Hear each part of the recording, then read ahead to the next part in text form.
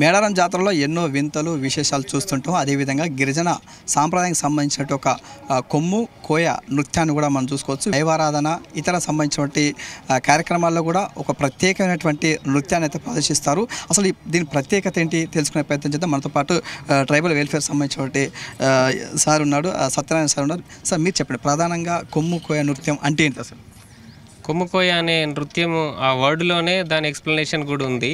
కొమ్ము కోయ, కోయ వాళ్ళు చేసే నృత్యము అది కొమ్ములు పెట్టుకొని చేస్తారు కాబట్టి కొమ్ముల నృత్యము. ఈ కొమ్ములు అనేవి ప్రత్యేకమైనవి. బైసన్ హాన్ అనేది అంటే అడవి దున్నపోతు అనేది ఈ ప్రాంతంలో ఉంటుంది. అవి చనిపోయిన తర్వాత వాటి కొమ్ముల్ని సేకరించి ఆ కొమ్ముల్ని హెడ్ గేర్గా తయారు చేసుకుంటారు.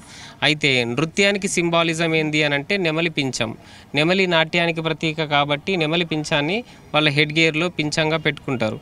అయితే ఈ నృత్యం ఎప్పటి నుంచి ఉన్నది అనే దానికి సంబంధించిన ప్రాచీన చరిత్ర ఏంటి అని అంటే 5000 సంవత్సరాల కిందటే మనకు ఇండస్ వ్యాలీ సివిలైజేషన్ అనేది ఉండింది. అక్కడ కొన్ని ముద్రికలు దొరికితే ఆ ముద్రికల మీద ఈ బొమ్మ ఉంటుంది, పశుపతి శివుడు అని. అంటే శివుడు కూడా ఇట్లాంటి హెడ్ గేర్ను ధరించి ఈ నృత్యానికి సింబాలిజంగా నిలిచాడు అనేది మనకి ప్రతీక. అదే విధానం ఇప్పుడు మనకు కనిపిస్తుంది.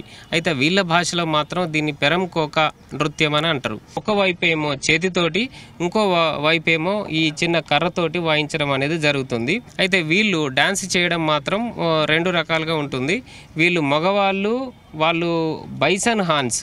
ఈ బైసన్ హాన్స్ అంటే అడవి దున్నపోతులు ఎట్లా పోట్లాడతాయి అనేది ఒకటి. రెండవది అడవిలో జంతువులను ఎదుర్కొని కూడా వీళ్ళు కోయలు ఎట్లా హంటింగ్ చేయాలి, వాటి నుంచి తప్పించుకోవాలి, పైనుంచి హంటింగ్ కూడా చేయాలి, చేసుకొని మాంసం తినేవాళ్ళు పూర్వకాలంలో. ఇట్లాంటి నృత్యం వీళ్ళు చేస్తారు.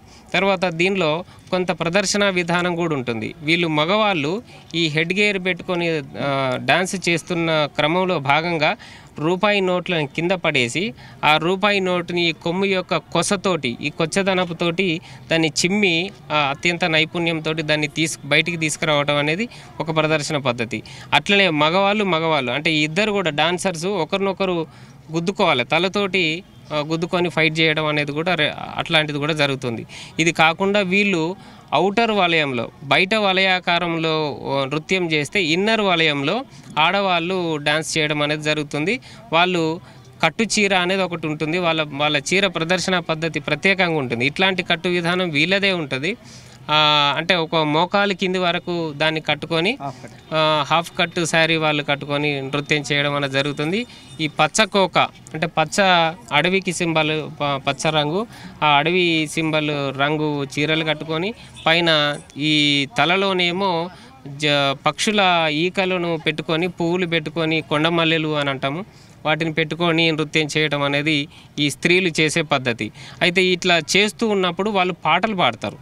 ఈ పాటలు కూడా వాళ్ళ భాషలో, కోయ భాషలో పాడతారు. తప్పకుండా వర్షాకాలం ప్రారంభంలో వేట చేసుకొని రావాలి. ఒక కొండగొర్రెను కానీ ఇతరత్ర మెకాన్ని కానీ ఒక హంటింగ్ చేసుకొని తీసుకొని రావాలి. అది పండుగనే జరుపుతారు. ఒకవేళ తీసుకొని రాకపోతే ఈ ఆడవాళ్ళు పాటలు పాడి కొంచెం ఎగతాళి చేసి వాళ్ళను మళ్ళీ వాపసు పంపించేసేయాలి అడవిలోకి. పంపించి వాళ్ళ పురుషత్వాన్ని, వీరత్వాన్ని నిరూపించుకునేదాకా ఈ ఆటపాటలు జరుగుతూనే ఉంటాయి. సో ఆ విధమైన సాంప్రదాయము ఇది సెక్యులర్గా ఇట్లా ఉంటుంది. అట్లనే ఈ జాతరలప్పుడేమో అంటే సమ్మక్క జాతర కానీ ఇతర ఇలవేల్పులు అని ఉంటాయి. వీళ్ళకు 150 ఇంటి పేర్లు ఉంటాయి. ఆ ఇంటి పేరుకు ఒక దేవత ఉంటుంది కాబట్టి ఇలవేల్పులు అంటాము. అట్లాంటి 150 దేవతలు ఉన్నాయి. వాళ్ళు జరుపుకునేటప్పుడు, ఆ జాతర జరుపుకునేటప్పుడు, ఇలవేల్పు కొలుపు జరుపుకునేటప్పుడు కూడా ఇట్లాంటి నృత్యాలు చోటు చేసుకుంటాయి. ఈ విధంగా కన్నుల పండుగగా వాళ్ళ నృత్య రీతి ఉంటుంది. మీరు చెప్పండి, అంటే ఎన్ని రోజుల పాటు వీళ్ళు ఉంటారు ఇక్కడ? ఇప్పుడు మనకి మేడారం జాతరకు సంబంధించి వీళ్ళని పిలిపించడం జరిగింది. ఈ ట్రైబ్ గిరిజన తెగలకు సంబంధించిన వారు వచ్చి ఇక్కడ ప్రదర్శన ఇవ్వడం జరుగుతుంది. 24 వరకు ఇక్కడే ఉంటారు. మొత్తం ఎంతమంది వచ్చారు మేడం? మొత్తం మనకు 12 ట్రూపులు రావడం జరిగింది. వివిధ గిరిజన తెగలకు సంబంధించి గోండ్ కానివ్వండి, ఇప్పుడు మీరు సార్ చెప్పినట్టు కొమ్ము కోయ డాన్స్ వాళ్ళు, మళ్ళీ తర్వాత ఆంద్ వాళ్ళు, ఇలా తోటి వాళ్ళు, ఇలా మొత్తం 12 గిరిజన తెగలకు సంబంధించిన డాన్స్ ట్రూప్స్ మనకు రావడం జరిగింది. ఈచ్ ట్రూప్ నుంచి మనకు 20 మంది అలా వచ్చారు. మళ్ళీ రాష్ట్రాల నుంచి కూడా రావడం జరిగింది. ఛత్తీస్గఢ్ నుంచి మనకు సుకుమా నుంచి, నారాయణపూర్ నుంచి 2 ట్రూపులు రావడం జరిగింది. మహారాష్ట్ర చంద్రపూర్ నుంచి ఒక ట్రూప్ రావడం జరిగింది. అదేవిధంగా ఆంధ్రప్రదేశ్